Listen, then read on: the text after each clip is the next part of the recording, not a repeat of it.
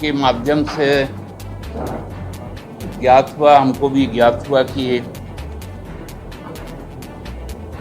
आगामी सप्ताह राजधानी रांची के झारखंड मुक्ति मोर्चा पार्टी कैंप कार्यालय में पार्टी के वरिष्ठ नेता केंद्रीय प्रवक्ता महासचिव सुप्रियो भट्टाचार्य के द्वारा संवाददाता सम्मेलन को संबोधित किया गया एवं इस संवाददाता सम्मेलन के माध्यम से झारखंड में प्रधानमंत्री नरेंद्र मोदी, राष्ट्रपति द्रौपदी मुर्मू और गृह मंत्री अमित शाह के प्रस्तावित क्रमशः दौरे पर झारखंड मुक्ति मोर्चा ने राजनीतिक प्रतिक्रिया व्यक्त की है। पार्टी के महासचिव व प्रवक्ता सुप्रियो भट्टाचार्य ने कहा कि यह अच्छा मौका है जो प्रधानमंत्री नरेंद्र मोदी झारखंड की जनता के मन के मुताबिक शरणार्थ धर्म कोड लागू करने की घोषणा जमशेदपुर में करेंगे।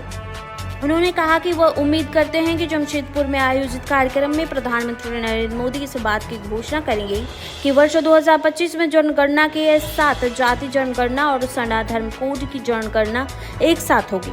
वहीं गृह मंत्री अमित शाह इस बात को आगे बढ़ाएंगे और राष्ट्रपति द्रौपदी मुर्मू झारखंड दौरे पर इस बात पर अपनी मोहर लगाएंगी। सुप्रियो भट्टाचार्य प्रधानमंत्री नरेंद्र मोदी रेल परियोजना समेत करोड़ों रुपए की सौगात झारखंड को देने वाले हैं। वह उम्मीद करते हैं कि झारखंड के करोड़ों रुपए की रॉयल्टी को भी वह देने की घोषणा करेंगे। सुप्रियो भट्टाचार्य ने प्रदेश भाजपा के नेताओं की ओर इशारा करते हुए कहा कि उनकी राजनीतिक शक्ति खत्म हो गई है, इसलिए वो बाहर से नेताओं को बुला रहे हैं। उन्होंने कहा कि चुनाव तक पूरी कैबिनेट झारखंड में देखने को मिलेगी, लेकिन झारखंड की जनता ने मन बना लिया है। के माध्यम से ज्ञात हुआ, हमको भी ज्ञात हुआ कि आगामी सप्ताह, क्योंकि अंग्रेजी में सप्ताह संडे से ही शुरू होती है और सैटरडे को अंतिम होता है। इस सप्ताह की शुरुआत हमारे माननीय प्रधानमंत्री जी झारखंड के दौरे पे आ रहे हैं 15 तारीख को जमशेदपुर। यह भी ज्ञात हुआ कि राज्य को 2100 करोड़ रुपए का कुछ सौगात टाइप का कोई चीज वो देंगे। उसके बाद मालूम चला कि हमारी आदरणीय राष्ट्रपति महोदया, जो सबसे लंबे समय तक हमारे राज्य की अभिभावक के रूप में रही, 6 साल से ज़्यादा उनका कार्यकाल रहा, उनका निर्देशन भी इस राज्य को प्राप्त हुआ। राज्य विरोधी भाजपा सरकार के जो काश्तकारी नियमों में परिवर्तन किए जाने के जो प्रस्ताव थे, उनको यहाँ के राज्यपाल रहते उन्होंने टर्न डाउन किया और यहाँ के मूलवासी आदिवासियों के हित की रक्षा के लिए स्वर्णिम कदम उठाया, जिसके परिणाम स्वरूप 2019 में हमारे झारखंड के लोगों ने भारतीय जनता पार्टी को लोकतंत्र का जो सबक है वो सिखाया। उनका भी प्रवास होगा 19 और 20 तारीख को, और चूंकि हमारा जो जंगल का इलाका है उसमें एक बहुत बड़े हिस्से में लाह का उत्पादन भी होता है, तो उसका जो मुख्यालय है हमारे नामकुम में ही है। जो उसके रिसर्च में काम करता है, उसका कोई स्वर्णिम जयंती वर्ष है तो कॉन्वोकेशन में भी वो रहेंगी। और बाद में 21 तारीख को देश के गृह मंत्री भी आ रहे हैं, वो संथाल परगना में जा रहे हैं। इन तीनों के जो विजिट है,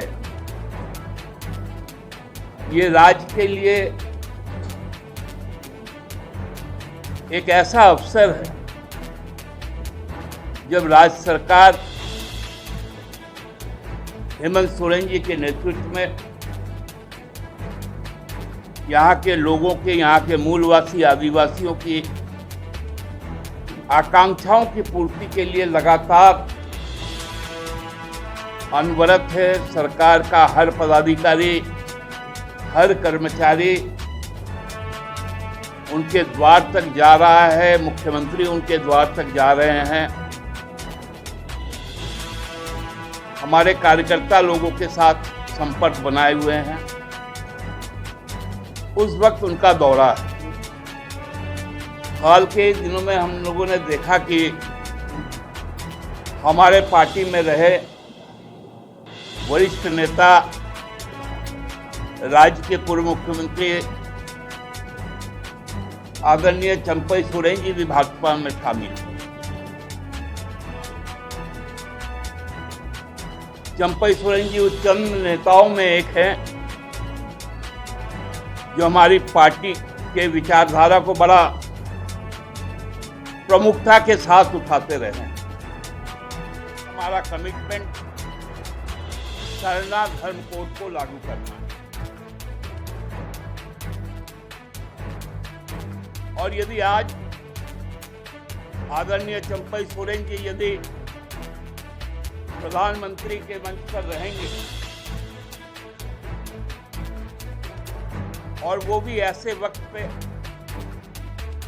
जब सरना का जो सबसे बड़ा उपासना है, कर्मा पूजा के ठीक बाद, तो एक बड़ा अच्छा अवसर होगा कि चंपई सोरेन जी आदरणीय प्रधानमंत्री के मुंह से इस बात की घोषणा करवा दें कि जब जनसंख्या का जब गणना होगी 2025 तो जातिगत जनगणना के साथ साथ सरना धर्म कोड की भी गणना हो जानी चाहिए। और प्रधानमंत्री जी का ये दायित्व भी बनेगा कि आज उनके जो नेता उस पूरे कार्यक्रम को जो प्रमुख भूमिका में रहेंगे, जब उनके साथ प्रधानमंत्री जी स्टेज को शेयर करेंगे और अपना भाषण देंगे, तो चंपई सोरेन जी के उस भावना का जरूर सम्मान करें।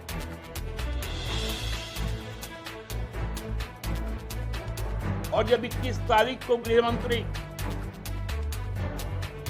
क्योंकि जनगणना उन्हीं के अंदर में आएगा,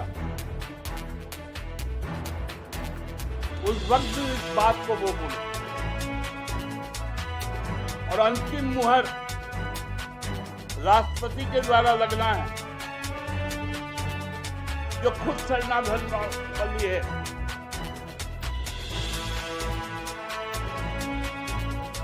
जो बाहा, सोहराय, कर्मा, सरूल सबको मानने वाली, जाहिर खान, लुगुबुरु, मारंगबुरु, सबके उपासना की जो हमारी राष्ट्रपति महोदया हैं, उनका भी अंतिम मुहर लग जाएगा। क्योंकि हमको लगता है कि जो बातें प्रचारित हो रही है कि रेल परियोजना है, 2100 करोड़ का सौगात है, तो बड़े बड़े वहां पर पूर्व मुख्यमंत्री भी रहेंगे,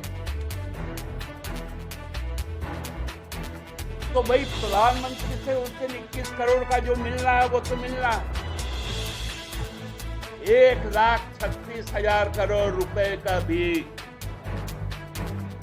जो हमारा बकाया हो वो 15 तारीख को ही ऐलान हो जाए, अन्यथा फिर झारखंड को ठगा जाएगा। फिर झारखंड को बम में डाला जाएगा, फिर झारखंडियों के हकूक को मारा जाएगा, उनकी पहचान के साथ सौदा होगा, उनके राजनीतिक शक्तियों का खात्मा होगा। इसलिए 15 तारीख को प्रधानमंत्री जी को यह सुनिश्चित करना पड़ेगा कि झारखंड जो चाहता है, माननीय प्रधानमंत्री जी भी उसका कदर करते हैं, क्योंकि हम देश से बाहर के लोग नहीं,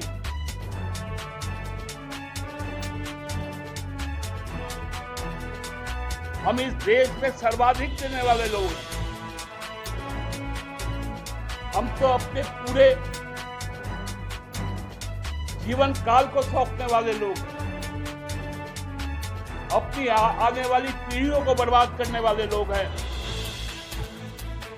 जो मूसाबनी जादूगोड़ा के एरिया में रहते हैं, रेडिएशन से, यूरेनियम के रेडिएशन से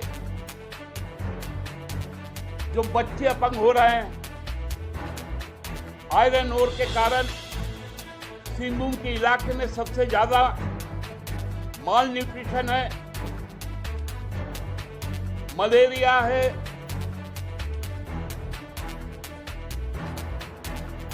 श्वास दोष है, कोयले के कारण जो पॉल्यूशन है, जमशेदपुर जहां प्रधानमंत्री आएंगे, शहर के बीचों बीच स्टील प्लांट है, उससे निकलने वाला प्रदूषण, उससे निकलने वाला धुआं पूरे शहर के साथ साथ पूरे जिले को अपने आगोश में ले लेती है।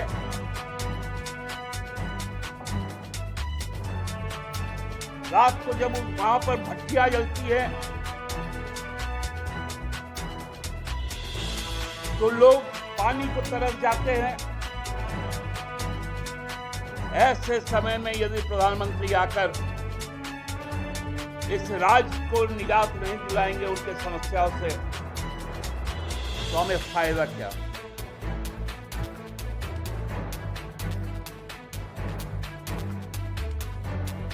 आपकी राजनीतिक शक्ति समाप्त हो चुकी है, इसलिए आपको बाहर से लोगों को बुलाना पड़ता है। हमने तो सुना शायद 21 तारीख को भाजपा के कई राज्य के सरकारें के जो मुखिया हैं वो भी आएंगे, केंद्र सरकार के कई मंत्री आएंगे। चुनाव तक पूरा कैबिनेट यहीं बैठ जाए, क्योंकि आप कितना यात्रा निकालेंगे, झारखंड की जनता दिसंबर में आपकी अंतिम यात्रा निकालेगी।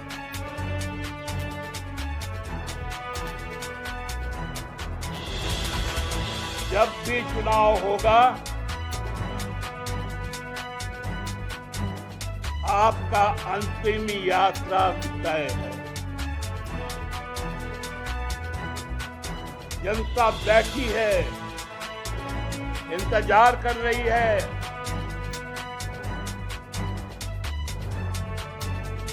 कि जब दिसंबर का समय आएगा, राज्य में पुनः राजकुमारी होगी,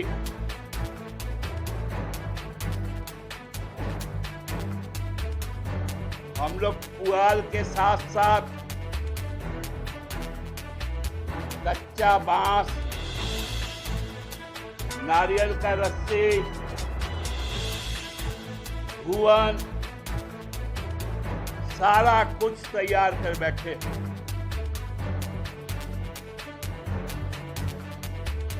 और हमको लगता है भाजपा के जो राजनीतिक मंसूबे हैं, उसका पहला कील 15 तारीख को जमशेदपुर में ठोका जाएगा और अंतिम कील 21 तारीख को भोगनाटी में। ठोका जाए।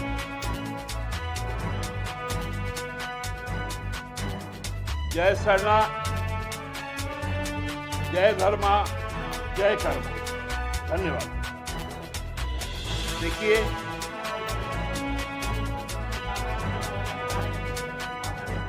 मैंने भी पब्लिक डोमेन में वो एफिडेविट उपस्थित है और मामला अंडर जुडिशियल ट्रायल, लेकिन ये स्पष्ट एफिडेविट मैं कह सकता हूं कि ये संघीय व्यवस्था के विरुद्ध, क्योंकि माननीय उच्चतम न्यायालय ने राज्य सरकार को यह पूछा था और संथाल परगना के खासकर जो उपायुक्त है उनको पूछा गया था कि आपके यहाँ की घुसपैठ की संख्या क्या है। राज्य सरकार के द्वारा यह एफिडेविट दिया गया था कि कोई भी चिन्हित घुसपैठिए नहीं। आज का एफिडेविट आप यदि पढ़ेंगे, 51 पेज का एफिडेविट है। आप देखे होंगे कि उस एफिडेविट में घुसपैठिए शब्द का इस्तेमाल नहीं। उस एफिडेविट में कहा गया है कि 1961 और 2011 के धार्मिक जो सेंसस है कि मुसलमानों की आबादी कितनी हुई, क्रिश्चियनों की आबादी कितनी, ये भ्रम की स्थिति है।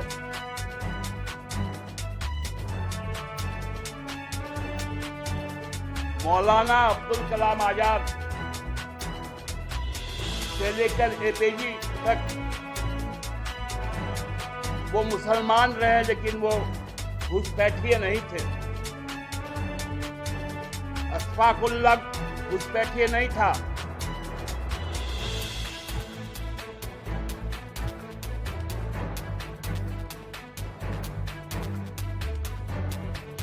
वो पूरा का पूरा जो आंकड़ा है वो इस राज्य में धार्मिक सद्भाव को मिटाने वाला आंकड़ा है।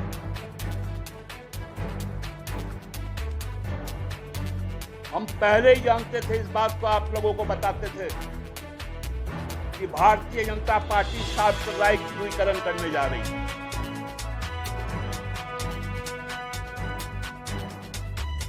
और यदि घुसपैठिए है तो अमित शाह जी ये जिम्मेवारी ले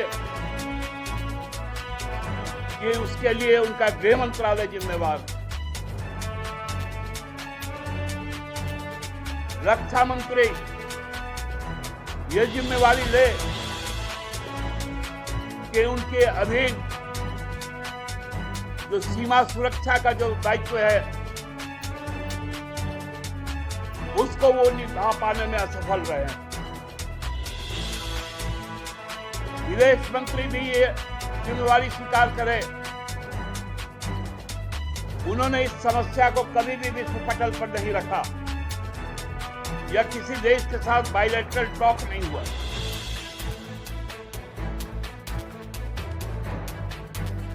राजनीतिक नौटंकी करना बंद करें। भाजपा का हर मंत्र हम लोगों को मालूम है।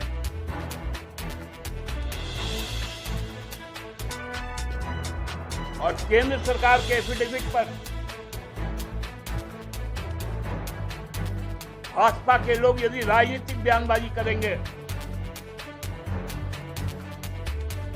उनका एक मुख्यमंत्री आकर कहता है कि हम पलट देंगे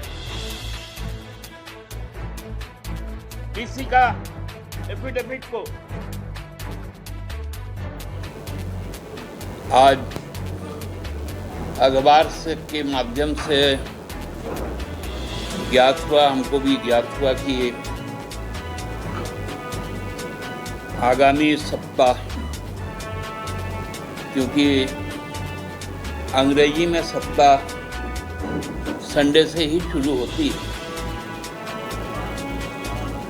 और सैटरडे को अंतिम होता है। तो सप्ताह की शुरुआत हमारे माननीय प्रधानमंत्री जी झारखंड के दौरे पे आ रहे हैं 15 तारीख को जमशेदपुर। यह भी ज्ञात हुआ कि राज्य को 2100 करोड़ रुपए का कुछ सौगात टाइप का कोई चीज वो देंगे। उसके बाद मालूम चला कि हमारी आदरणीय राष्ट्रपति महोदया जो सबसे लंबे समय तक हमारे राज्य की अभिभावक के रूप में रही, 6 साल से ज़्यादा उनका कार्यकाल रहा, उनका निर्देशन भी इस राज्य को प्राप्त हुआ। राज्य विरोधी भाजपा सरकार के जो काश्तकारी नियमों में परिवर्तन किए जाने के जो प्रस्ताव थे, उनको यहाँ के राज्यपाल रहते उन्होंने टर्न डाउन किया और यहाँ के मूलवासी आदिवासियों के हित की रक्षा के लिए स्वर्णिम कदम उठाया, जिसके परिणाम स्वरूप 2019 में हमारे झारखंड के लोगों ने भारतीय जनता पार्टी को लोकतंत्र का जो सबक है वो सिखाया। उनका भी प्रवास होगा 19 और 20 तारीख को। और चूंकि हमारा जो जंगल का इलाका है उसमें एक बहुत बड़े हिस्से में लाह का उत्पादन भी होता है, तो उसका जो मुख्यालय है हमारे नामकुम में ही है। जो उसके रिसर्च में काम करता है उसका कोई स्वर्णिम जयंती वर्ष है, तो उस कॉन्वोकेशन में भी वो रहेंगी। और बाद में 21 तारीख को देश के गृह मंत्री भी आ रहे हैं। राजनीतिक तौर पे लड़ो, राजनीति का मैदान रंगबाजों का मैदान नहीं होता है, माफियाओं का मैदान नहीं होता है।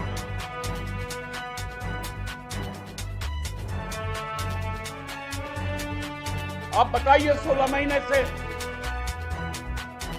हेमंत बिश्व शर्मा ने जिस राज्य में आग लगाया, मणिपुर में, वहां जाकर जिस आग को भड़काया, वह आज भी क्यों धधक रहा है? आज क्यों वहां की सरकार, भाजपा की सरकार, केंद्र सरकार को पत्र लिखती है कि यूनिफाइड जो कमांड फोर्स है उसको विड्रॉ कर लिया जाए, सेंट्रल आर्म फोर्स को विड्रॉ कर लिया जाए।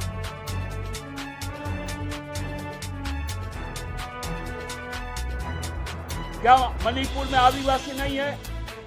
वो इस देश का हिस्सा नहीं है? वहां पर आग लगा के पेट्रोल छिड़ककर अब झारखंड में आए हैं आग लगाने। झारखंड जलेगा नहीं, झारखंड जलाएगा।